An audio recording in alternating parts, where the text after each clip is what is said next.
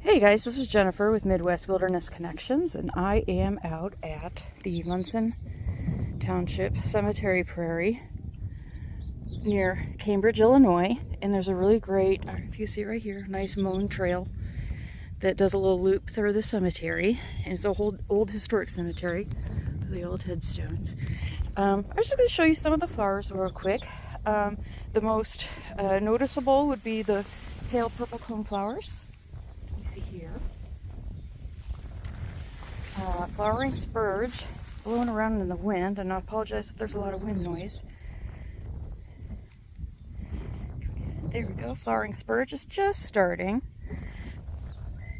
The prairie laetris, blazing star, is just getting ready to bloom here in probably another month or so. There's a pretty good stand of it out here, so it's gorgeous. Here we have lead plant and black-eyed Susans are the little yellow ones here.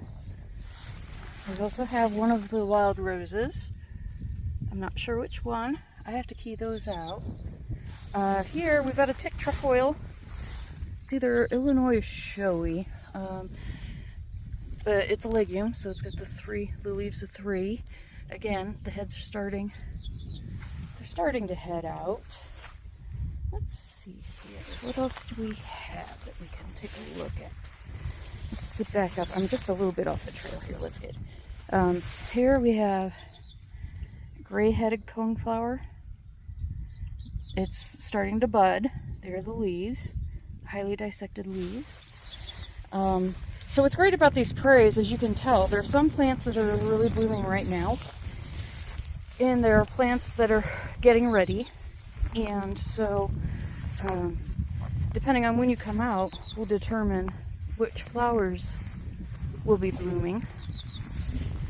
Ooh, here, rattlesnake master. Let's see if we can get a zoom in on them. I'm not sure. For some reason, it's not zooming in on that guy. But it's starting to get dark. You can tell it's just, the sun has just gone down. Beautiful leaves of compass plant. A few compass plant out here have started to bloom. As you can see right here, we have one that's budding. But then there's big leaves. They call it compass plant because the leaves can orient themselves in the prairie. As you can tell, there's no protection from sun. So when you're getting full blasted with sun, you need to find a way to reduce sun exposure to your leaves, because even for these plants, it can be too much. So they can actually orient their leaves, where if it's too much sun, they orient their leaves kind of parallel with the sun, so they don't, instead of facing the sun,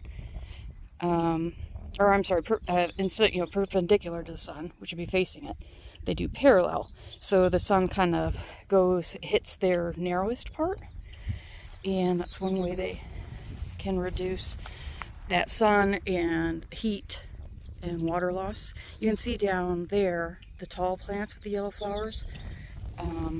Those are some compass plant that are blooming right now. They're just starting.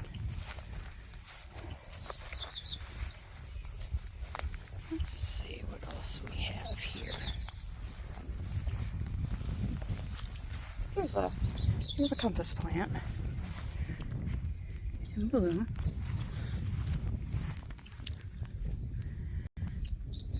There's the flower. The bracts on the back are really interesting. You can see those hairs, all those hairs on the stem. Again, hairs are a way of reducing water loss and then also protecting the plant from frost. And so the leaves are really rough with these. For some reason, my camera does not want to zoom in close. But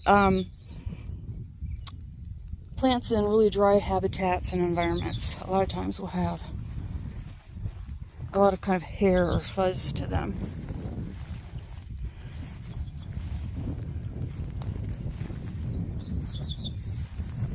Aha, here's the new plant.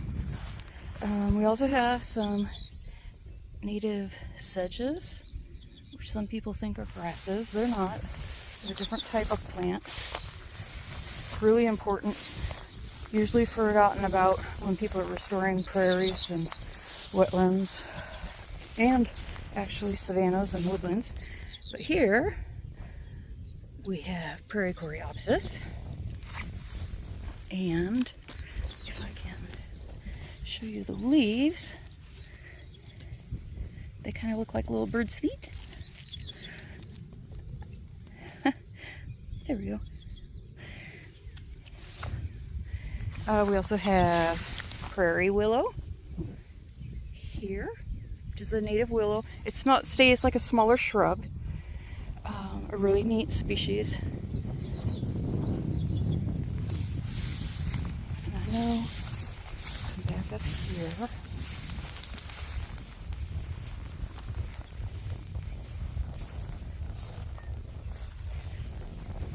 Running out of sunlight, but that's okay. This is a great way to end a day. Here we have a wild anemone. I can't remember if this is thimbleweed or the Virginia. I'd have to look it up, but you look at the leaves and the way they split and whirl, and then also the head, the center there. Thimbleweed is much more expressed, so I think this is the other one. For some reason, that's one of those plants I just have a hard time keeping straight between the two species.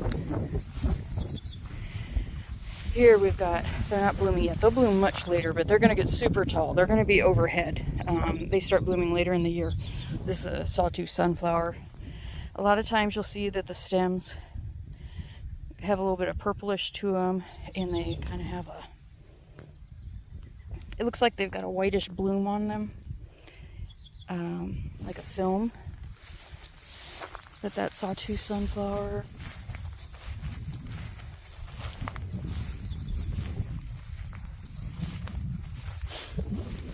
Ooh, fireflies are starting. But here's the prairie coreopsis, or the yellow flowers.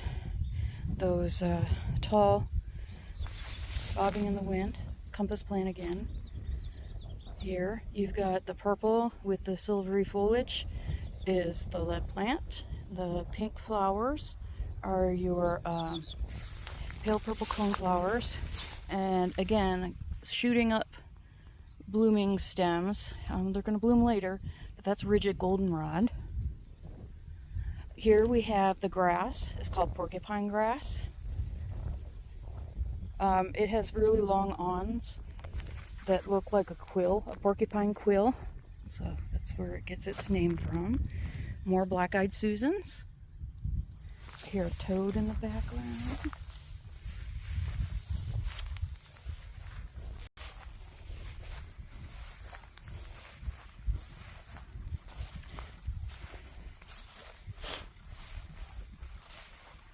Oh, here we go.